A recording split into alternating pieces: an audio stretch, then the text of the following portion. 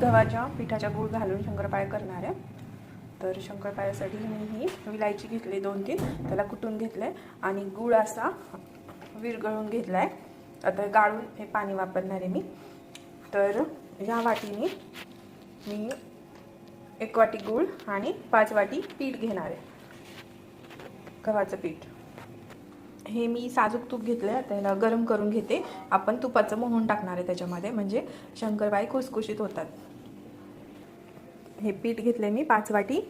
तुम्हाला जर गोड आवडत असेल ना तर तुम्ही 4 वाटीच पीठ घ्या. तर मला जास्त गोड नको होतं म्हणून मी थोडं पीठ जास्त घेतलं. चिमूटभर मीठ टाकते, याच्यात जास्त नाही टाकायचं, चिमूटभर. गुळाचं पाणी मी गाळलं तर बघा हे बारीक बारीक ह्याच्यामध्ये माती. तर मी धुवून घेते पातेलं आणि परत ह्याच्यामध्ये ते गाळून घेतलेलं पाणी टाकते.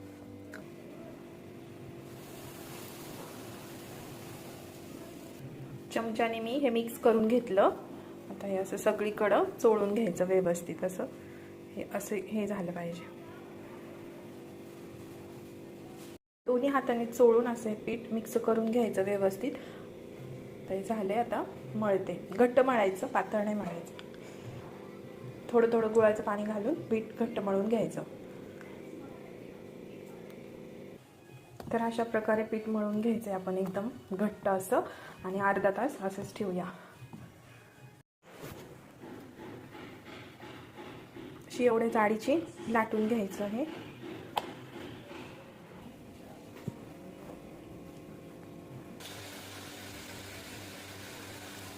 बारीक मध्यम गॅसवर तळायचं. जास्त गॅस मोठा पण नाही करायचा, जास्त बारीक पण नाही करायचा.